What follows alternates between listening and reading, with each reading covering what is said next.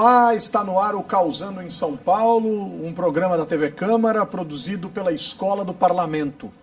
Semanalmente trazemos para você até aqui uma conversa com quem está causando na cidade. Mobilizando, defendendo uma causa, ativando redes, transformando, construindo valores democráticos e contribuindo com um mundo mais plural. Para quem não sabe, a Escola do Parlamento é parte da estrutura administrativa da Câmara Municipal de São Paulo e tem como função fomentar atividades educativas que nos levem a pensar a cidade, a gestão pública e a democracia. Para nos ajudar na nossa reflexão de hoje, eu recebo aqui a diretora executiva da Open Knowledge Brasil, Natália Mazzotti. Bem-vinda, Natália, tudo bem? Obrigada, Humberto, pelo convite. Tudo bem. Muito legal, muito bom te receber aqui. Bom, eu acho que a primeira pergunta que eu sempre faço para as pessoas que estão nos assistindo entenderem, enfim, é o que é a Open Knowledge e depois o que é a Open Knowledge Brasil. Tá. A Open Knowledge ela é uma organização que nasceu em Londres e se expandiu, enfim, tem capítulos, né, tem organizações locais em diferentes países hoje em dia. E é uma organização que se dedica à advocacy, a tentar ampliar a transparência da democracia, né, de diferentes lugares. Então, ampliar os dados abertos, ampliar o controle social, tudo que envolve transparência e controle social, a Open Knowledge, ela trabalha para poder fortalecer. E aí, no Brasil, a gente surgiu em 2013, no final de 2013, e desde então a gente trabalha com alguns temas. A gente que trouxe a Open Definition para cá, né, que foi a questão da definição do que são dados abertos, que em 2013 ainda era um tema muito vago aqui no Brasil, poucas pessoas estudavam. Então, hoje em dia, a gente já tem uma área um pouco mais consolidada em relação a dados abertos, a transparência pública. E tudo isso a gente vem construindo desde 2013 até hoje, com diferentes projetos. Agora, a gente pode imaginar que seja, ou pode definir que seja, enfim, uma rede internacional, ou é mesmo uma organização que tem as suas próprias suborganizações nos países, e aí, sei lá, tem que reportar, tem diretor, tem essas coisas, ou é uma coisa mais horizontal mesmo? Não, assim, cada país tem a sua autonomia, né? Então as gestões são descentralizadas.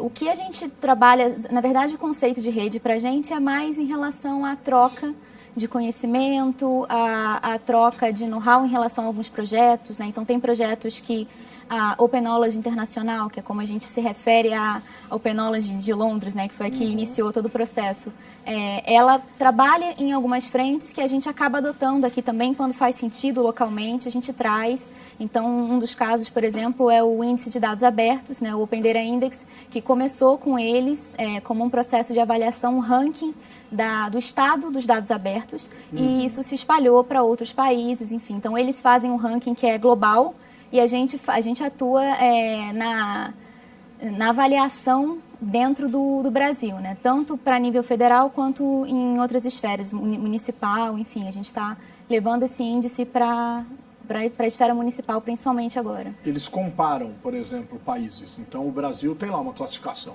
Isso, exatamente. No indicador, quer dizer, exatamente. Existe o Brasil, um indicador. Isso, o Brasil ficou em 8º no último índice de dados abertos, o que é uma boa posição no ranking, né? Mas a gente ainda tem um monte de desafio interno para resolver, assim. Então, é uma boa notícia por um lado, mas se a gente for olhar mais detalhadamente, a gente tem ainda vários desafios.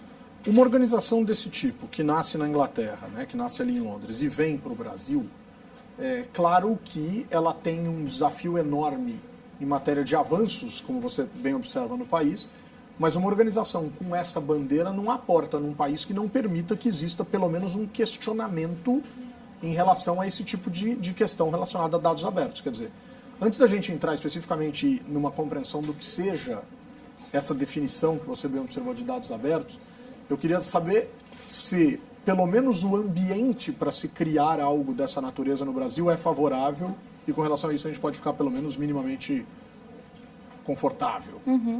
Nos últimos anos a gente tem visto vários avanços, né? Para começar, a gente hoje tem uma lei de acesso à informação, que já tem 5 anos, né? Foi um pouquinho anterior até a construção da Open Knowledge como organização constituída, né, juridicamente aqui no Brasil. Então, a Open Knowledge, quando chegou, esses debates sobre transparência, acesso à informação, dados abertos, já estava começando a ganhar espaço aqui, e aí a gente contribuiu para que isso se fortalecesse. Então, a gente tem a lei de acesso à informação hoje em dia, a gente tem uma lei que busca trazer infraestrutura de dados abertos no governo federal, e, enfim, a gente ainda não tem uma lei em nível federal. A gente tem um decreto, né? A gente não tem uma lei em nível federal que institua uma política concreta de dados abertos. É uma coisa que a gente ainda precisa lutar para conquistar. Mas, de qualquer forma, a gente vê uma quantidade de avanços grande, considerável. E, de fato, quando a gente começou a atuar aqui no Brasil, esse movimento já vinha crescendo, já era uma coisa que já estava tendo um fôlego maior. Então, a gente, com certeza, te respondendo, a gente só conseguiu iniciar esse processo aqui porque já tinha um campo fértil para isso. Ou seja, não sofreram nenhum tipo de resistência de algum órgão oficial que tenha dito vocês não podem entrar aqui, se instalar aqui ou fazer o trabalho que vocês fazem. Isso não houve? Não houve. E assim, a Open Knowledge Brasil, ela não é... A gente não chega aqui como um filhote, digamos, do processo da Open Knowledge Internacional, né? A gente realmente é uma organização que traz alguns dos conceitos, algum know-how que o pessoal da Open Knowledge Internacional construiu por lá, né? E a gente não precisa partir do zero, mas é uma organização completamente brasileira. Enfim, a gente só tem realmente uma ligação de troca, de rede mesmo aberta, não uma rede que tem uma subordinação com a Open Knowledge Internacional. Legal. Agora, você estava nos contando antes que a Open Knowledge inaugura, digamos assim, a definição do que seja dado aberto ou que sejam dados abertos no Brasil. De que definição vocês partem, né? E aí, nesse sentido, que crítica que a gente pode fazer ao nosso país? Tá. A definição de dados abertos, ela traz duas vertentes muito importantes. Uma é a questão da licença. Então, para um dado ser considerado aberto, ele tem que ter uma licença aberta. Né? A licença aberta, a gente cai um pouco na ideia dos Creative Commons, né? Das licenças que o MIT criou para software. E, além da licença, a gente também está falando de formato. Então, o formato precisa ser acessível por um computador, né? Então, quando a gente está trabalhando com dados abertos, a gente geralmente está falando de um CSV, né? um arquivo aí com delimitador, né? Pode ser, enfim, vários. A gente não está falando de PDF, que PDF é um documento que é legível para a gente, para humanos, mas não é legível por máquina. Então, é péssimo para a gente conseguir trabalhar aquilo em termos de análise de dados. Então, quando a gente está falando de dados abertos, a gente está falando disso. A gente quer que as informações vindas dos governos sejam acessíveis por máquina e tenham uma licença que permita que a gente utilize, reutilize, distribua aquela informação, não uma licença restritiva. Ou seja, o dado, quando eu baixo, por exemplo, de um órgão governamental, uma planilha em PDF, vamos supor, eu consigo lê-la. Eu posso imprimi-la, eu posso lê-la no computador, na tela e tal, mas ela só me permite a leitura. Sim. O que vocês definem como dados abertos é algo que me permita baixar dados oficiais, por exemplo, no caso dos governos, no meu computador e que eu consiga trabalhar facilmente com esses dados. Seria isso, quer dizer, que viria para mim uma planilha, aí o editor de planilha que eu vou usar é um problema meu, enfim, é um problema de cada usuário, existem uns bem conhecidos e outros menos conhecidos, mas seria mais ou menos isso, quer dizer, que eu pudesse organizar os dados de acordo com as minhas ideias de pesquisador, de curioso, de cidadão em geral. É isso? Exatamente. Então, essa questão do formato, ela pode ser um empecilho para quem está querendo analisar mais detidamente os dados, né? Então, se você, como você falou, você está trabalhando com um PDF, se o governo te passa uma base de dados, né? A gente está querendo analisar, por exemplo, o cadastramento no Bolsa Família. Se ele passa essa base em PDF, você imagina milhões de linhas, né? E como é que você vai trabalhar de forma mais analítica com aquilo? Não dá, né? Então, você teria que fazer, na verdade, até dá, porque hoje você tem processos de raspagem, enfim, processos de reestruturação de dados que te permite depois trabalhar aquilo. Mas vai dar um trabalho infinitamente superior ao que você teria se você tivesse acesso a esse dado em um outro formato, né? um CSV, um XLS, enfim, qualquer outro formato um pouco mais palatável, um pouco mais acessível para trabalho com o computador. Agora, a organização, de alguma maneira, se preocupa em garantir como bandeira, como objetivo, como sua missão, que os governos tornem isso processável, tornem isso organizável, enfim, que eu consiga baixar, usar, etc, etc, etc, ou também existe uma preocupação em treinar pessoas para usarem esses dados? Quer dizer, uma coisa é eu saber que tem lá, vou usar um exemplo claro aqui, eu entro no site do Tribunal Superior Eleitoral, no repositório de dados, e consigo baixar em um CSV todos os dados relacionados, por exemplo, a financiamento de campanha das últimas eleições. Ótimo, perfeito. Mas e eu sei usar isso? Ou quem me ensinou a usar isso? Ou isso é um problema, não é um problema de vocês, ou pelo menos uma questão que vocês abordam? Não, totalmente, assim, a gente acaba atuando nas duas frentes, né? Porque tem uma questão, e quando a Open Knowledge começou, ela não se deparou de cara com isso. O advocacy por dados abertos foi primeiro um advocacy de tentar pressionar os governos a abrirem, a darem acesso à informação, né? Então, uma questão de transparência, enfim, de possibilidade de controle social aí. Mas depois, com o passar do tempo, ela percebeu que não adiantava só abrir os dados, né? Então, quem é que vai usar aquilo? E aí a própria lei, né, a própria demanda que acaba gerando pressão para os órgãos públicos. Então, a gente precisa também instruir os cidadãos, instruir os infomediários ou quem quer que seja, que tem um interesse mais direto naqueles dados, em como utilizar. Então, no caso da Open Knowledge no Brasil, a gente tem um programa de capacitação, que é a Escola de Dados, e a Escola de Dados, o trabalho dela é essencialmente treinar principalmente jornalistas, pessoas, membros de organizações da sociedade civil e servidores públicos a utilizarem os dados de uma forma a gerar mais impacto dentro das suas agendas, né? Então, se você não tem a capacidade de utilizar aqueles dados, aquilo ali vai ser aberto para quem, né? Então, abrir não é um fim em si mesmo. Então, a gente precisa realmente dessa outra ponta, que é a ponta da capacitação. Defendem que os dados sejam abertos e ensinam a usar os dados abertos. Tá ficando completo esse negócio, hein? Aguardem um pouquinho mais e a gente já volta para continuar essa conversa.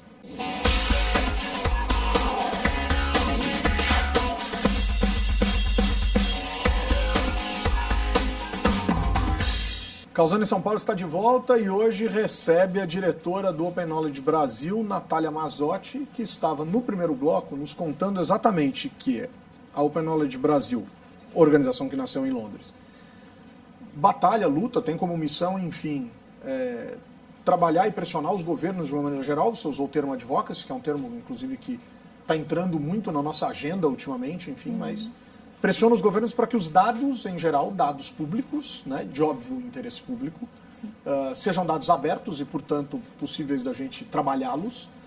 E dizia também que a Open Knowledge notou, percebeu, enfim, a importância de se ensinar as pessoas a mexer com esses dados. E você estava falando exatamente de uma escola de dados abertos. Você numerou um público-alvo, mas a questão é, esse público efetivamente se interessa, procura, participa, ou é algo ainda em formação e as pessoas estão começando a pensar em ter interesse por isso? A gente trabalha com a Escola de Dados desde o final de 2013. Foi o primeiro programa da Open Knowledge Brasil. E de lá para cá a gente tem visto um crescimento enorme do interesse por utilizar dados no trabalho de impacto social. Então, o nosso público hoje, ele é focado principalmente nos jornalistas e nos ativistas, né, membros de organizações sociais, porque a gente acredita que sejam dois públicos que têm uma capacidade muito grande de gerar impacto. Jornalista é o cara que é pago para pegar informação de interesse público e transformar aquilo em uma coisa mais inteligível para o público em geral, né? Então, de um certo modo, esse trabalho de levar informação, de ampliar o conhecimento sobre determinadas pautas públicas, já era feito pelo jornalista desde sempre, né? É uma função natural do jornalismo, digamos assim. Então, o que mudou, na verdade, né, no caso do jornalista, e inclusive no caso de quem atua em organização da sociedade civil, é que hoje a gente tem uma quantidade de dados digitais disponível enorme. muito diferente do que a gente tinha antes, né? Então, antes um vazamento, né? Você vê os grandes cases de jornalismo, Watergate e tudo, vinha sempre desse lado do vazamento, então a informação era restrita. Você não tinha uma planilha. Exatamente, exatamente, né? O caso do Spotlight, o pessoal fazendo na mão ali, gerando a informação, estruturando a informação. E hoje a gente tem isso com muito mais facilidade. Você tem, na verdade, o problema é como que você processa a informação que você tem disponível. Porque você tem muita, e aí a dificuldade maior é você ter a capacidade de processamento. Então, isso é uma das pontas com as quais a Escola de Dados trabalha, né? Atuando com comunicadores, atuando com organizações da sociedade civil para que eles tenham a capacidade de processar essa quantidade de dados que hoje a gente tem disponível para, enfim, gerar uma agenda mais qualificada, né? Gerar um impacto a partir de dados mais qualificados. Legal. Quando a gente fala em escola, eu vou usar dois termos bem tradicionais aqui, né? Não que eles estejam caindo em desuso, enfim, mas eles são bem tradicionais, que é o professor e o aluno, né? E o grande barato do professor, a grande alegria do professor, obviamente, é ver os seus alunos lá na frente, né? Quando você encontra um aluno brilhando, né?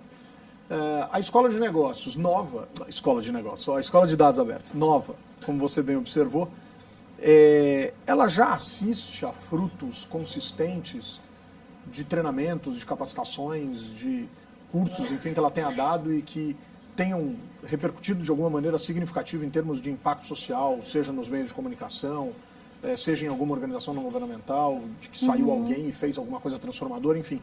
Você tem algum caso assim que você poderia contar para a gente, Natália? Sim, sim. Quando a gente começou com a Escola de Dados, uma das coisas que a gente fez foi conseguir um financiamento para dar 3 cursos gratuitos em universidades públicas. Que legal. Então, a gente fez o primeiro curso no Rio de Janeiro.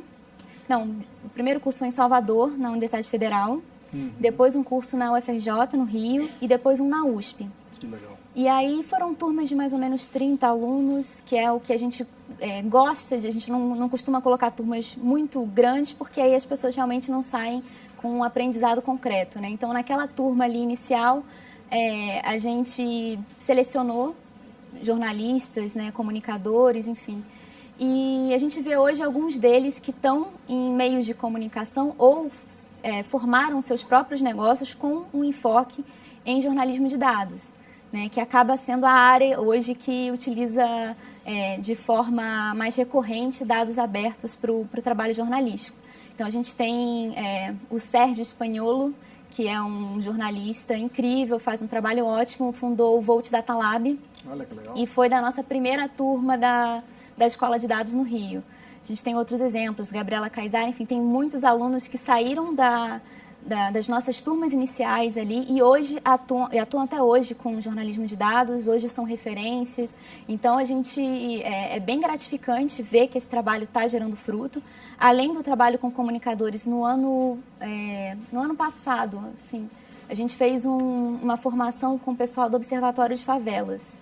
Então, a ideia do projeto era conseguir gerar uma capacidade interna ali para que 5 jovens pudessem criar narrativas sobre as suas comunidades, com dados, né? Então, narrativas que trouxessem evidências, enfim, que inclusive pudessem gerar dados que não existiam sobre comunidades vulneráveis do Rio de Janeiro. Então, a gente selecionou, junto com o Observatório de Favelas, 5 jovens que foram bolsistas durante um processo de 1 ano. Que legal. E a gente fez um trabalho super extensivo de formação com eles. Durante 4 meses, a gente formou esses jovens no uso de dados e na construção de narrativas a partir de dados abertos, dados públicos. E esses jovens hoje estão fazendo diferentes trabalhos, ainda atuando nessa área. Esse laboratório que a gente chamou de Data Lab continua existindo.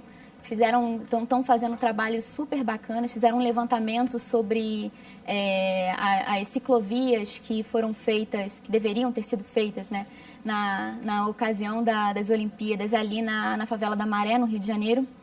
Enfim, vários problemas da gestão pública que Você já deve conhecer bem. Conhecemos, infelizmente fala sobre conhecemos.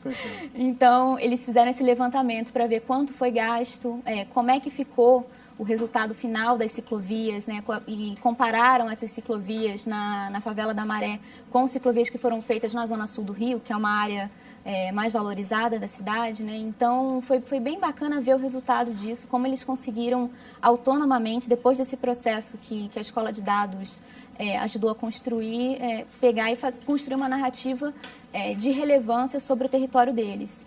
O legal é que essa construção da narrativa, quando ela vem embasada por dados, por números, enfim, elas se tornam quase irrefutáveis, né? Quer dizer, uma coisa é eu dizer, na minha comunidade eu tenho dificuldades disso e daquilo, a outra coisa é eu ter a capacidade de organizar informações e inclusive comparar com outras realidades ou com metas ou com aquilo que foi prometido, enfim. Eu acho que isso é realmente muito especial. Agora, Natália, a gente tem um trabalho da Open Knowledge específico para a cidade de São Paulo e para a cidade do Rio de Janeiro. Como aqui a gente está no Causando em São Paulo, né? Eu queria entender um pouquinho. Atende pela sigla de ODI. ODI São Paulo e ODI Rio de Janeiro. O que é exatamente ODI e como que a cidade de São Paulo está classificada nesse trabalho de vocês? O ODI é um dos projetos da Open Knowledge.